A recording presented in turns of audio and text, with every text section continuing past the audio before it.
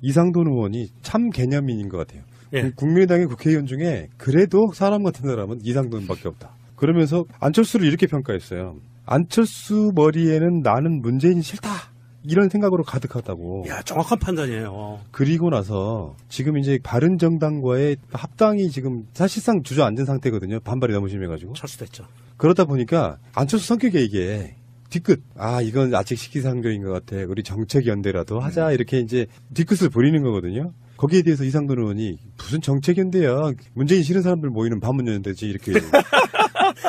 대선의 재판이네요. 그렇지. 그런데 왜 안철수가 문재인을 싫어하죠? 자격지심 아닌가요? 싫으면서도 엄청 따라하잖아요. 그러니까 자격지심 같아요.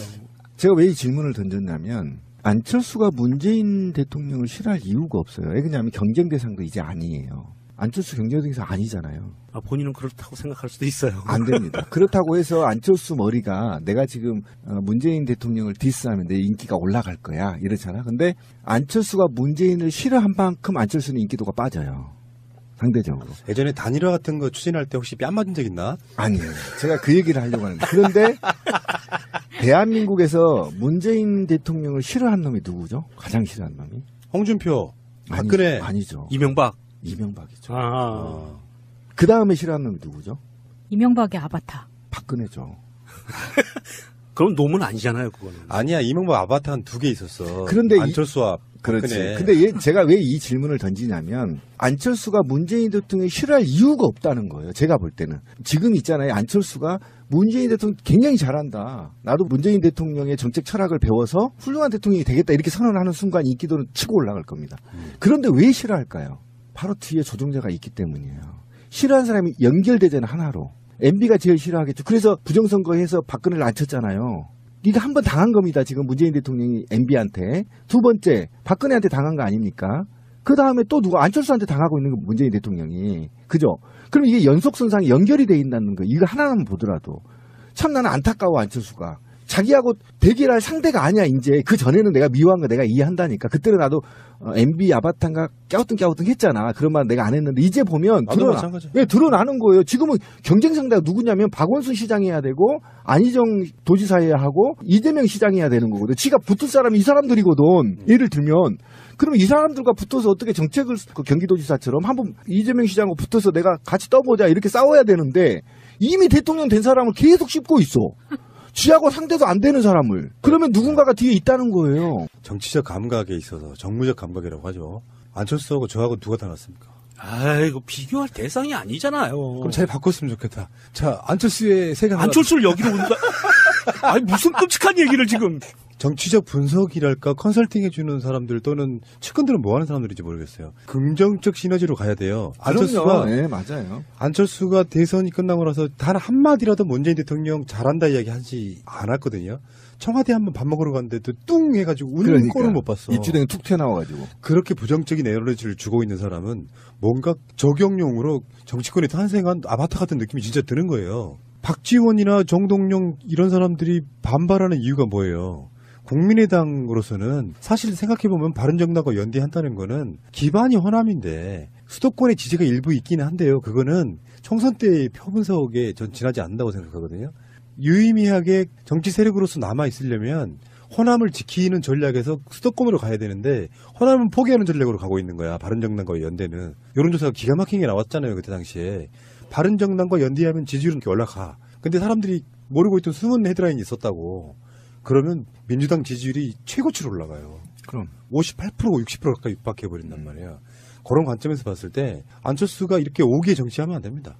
오기의 정치라는 것이 뭐 별다른 거 있겠어요? 득과 실도 없어.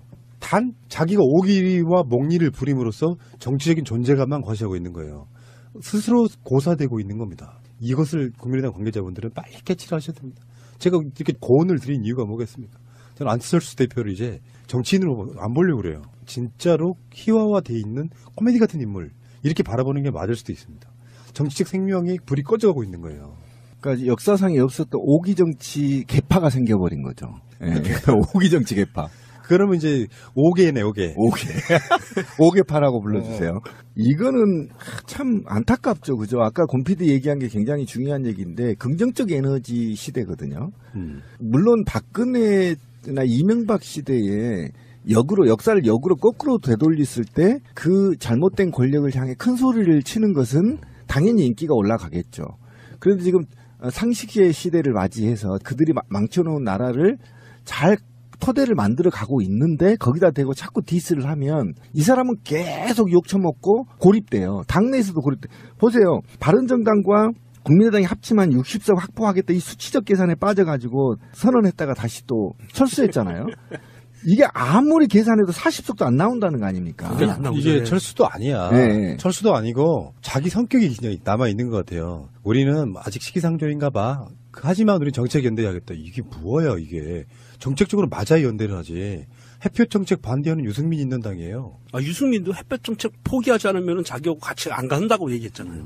그래서 어쨌든 지금이라도 좀 긍정의 에너지를 만들어서 목리 개파를 안 만들었으면 좋겠다. 뭘 이렇게 안철수에게 도움되는 조언을 하세요? 그래도 사랑하는구나. 이씨. 네, 좀 안철수가 젊었을 때 잘했잖아. 뭘 잘해? 젊었을 때 하여튼 잘했어. 정치하기 전에는. V3의 환상을 버려. 나 지금 V3가 한국의 어떤 보안이라든지 이런 산업에 해를 끼쳤다고 생각하는 사람이야. 한 가지 팁 좀 드릴게요. V3 얘기가 나왔으니까 지금 여기 계시는 분들은 맥을 쓰시니까 해당 사항 없는데 윈도우 시스템 쓰시는 분들은요. 윈도우 10 시스템으로 업그레이드 되면서 자체 방어벽이 돼 있어요. 방어벽이 돼 있어서 V3 안 써도 V3보다 더 성능 좋은 윈도우에서 자체 방어를 합니다. 그래서 뭐 정동영 의원이라든지 등등의 당내 반발이 오래 갈 것 같은데요. 이 정도 되면 어떤 흐름이냐면 정동영 의원 말에 의하면 당대표로 나오지 말아야 될 사람이 시기상조로 나와가지고 분란 일으킨다. 그래서 성내는 이렇게까지 표현하더라고요. 사퇴하는 것이 사실상 맞냐. 이 정도 되면 당내 지도력이 없어지는 거고, 그 명정님도 그 자료 보셨겠지만 그 지구당 위원장들 이제 바른정당과 합당의 그 전초 작업으로 사퇴시켜 놓았던 거 보니까 그것도 왜곡을 엄청 시켰더만요. 조작이죠, 조작. 네. 네, 조작 수준이었어요. 조작당이죠, 완전히. 지역위원장들이 거의 대다수가 사퇴한 것처럼 이야기를 했지만 알고 보니까 사퇴한 사람이 거의 없는 상태. 성명서까지 네, 했잖아요. 네. 그래서 지역위원장이. 그러니까 저는 참 안타까운 게 뭐냐면 지난 9년 동안 너무 국민들이 상처를 많이 받았잖아요, 정치에. 그러면 지금은 저렇게 헤게모니 싸움 할 게 아니라 이합집산 생각이나 하고 있을 게 아니라 국회를 좀 정상화시켜서 정말 국민의 삶이 그동안에 망가진 걸 실질적으로 좀 정치를 했으면 좋겠다. 좀 진지하게 국민의 우리나라를 어떻게 건설할 것인지 또 헌법 어떻게 개헌해야 할 것인지 그다음에 적폐들은 어떻게 청산할 것인지 그다음에 촛불 민심이 요구한 100대 과제는 어떻게 해결할 것인지에 대해서 여야를 막론하고 좀 진중하게 안정적으로 국회가 운영이 됐으면 좋겠다. 근데 안철수가 거기에 야권에서의 어떻든 선두주자를 좀 내세워서 국회에서 일하는 안철수 모습을 좀 보고 싶다. 일하는 국민의당을 좀 보고 싶어. 그러면 바른정당도 들어올 것이고 그러면 혼자 나가서 놀고 있는 자유한국당들도 어느 순간에 들어올 겁니다. 그러면 정말 모처럼 만에 훌륭한 대통령 만났잖아요. 그리고 이것이 독선적으로 나가지도 않잖아요. 지금 대통령이. 민주적으로 굉장히 지금 과도할 만큼 민주적 절차를 지켜가면서 지금 끌어내고 있단 말이에요.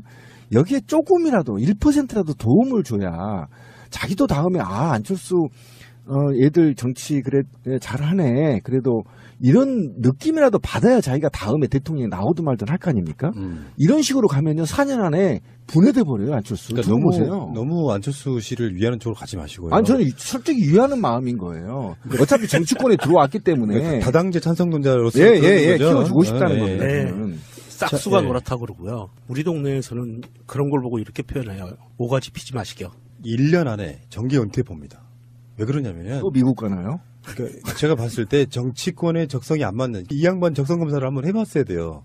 정치에 맞는지 안 맞는지. 이거는 정치권에서는 너무 안 맞는 캐릭터가 지금 정치권에 들어와서 사실은 그거잖아요. 국민들 대상으로 무슨 그 토크 콘서트 같은 거 하면서 만들어진 지지율 갖고 지금 사실 정치권에 안 들어왔으면 사회 저명 인사로서 지지율이 90% 나올 사람이야. 지금 현재 대선 후보 지지율은 안 나오고 있지만 제가 봤을 때는요 5% 미만이거든요. 안철수 서상만 쫓고 있는 사람들이 지지하는 정도밖에 안 나왔어. 국민의당 내에서 사이를 완전히 구겨갖고 국민의당 내에서도 오죽했으면 그런 얘기가 나오잖아요. 당대표 사퇴해야 된다고. 그렇게 계속해서 몰려 가다 보면 현역도 아니고 그리고 안철수는 분명히 재보궐선거나 어디 선거에 나올 생각도 있겠지만 또 계산해보면 자기 지지율도 안 나오고 안 나가고 있다가 결국에는 나중에 1년 정도 안에 자기 분에 못 이겨가지고 또 깨고 나가. 그만 좀 괴롭히십시오. 실망입니다 하고 정계 은퇴할 가능성이 저는 있다고 또 보는 미국에 공부하러 네. 가고. 그만 좀 괴롭히십시오. 실망입니다. 6.2년 호랑이띠들이 성질을 몰라서 그래요. 이게 성질이 개팍해서요. 이상한 드립이 있어. 아니 끝까지 갈 겁니다. 이 호랑이띠들이. 그래서 띠가 왜 나와? 어우, 우리 누나도 6.2년 호랑이띠예요. 왜 그래요? 어쨌든 이 호랑이띠들 고집이 세요. 두고 보세요.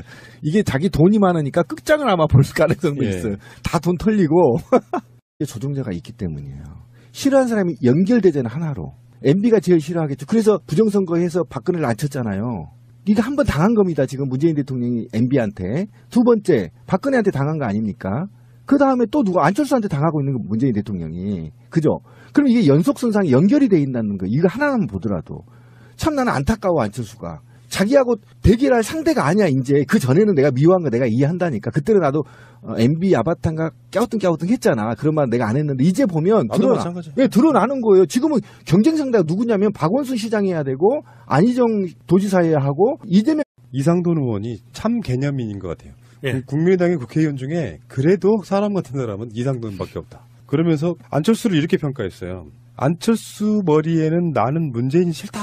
이런 생각으로 가득하다고. 야, 정확한 판단이에요. 그리고 나서 지금 이제 바른정당과의 합당이 지금 사실상 주저앉은 상태거든요. 반발이 너무 심해가지고. 철수됐죠.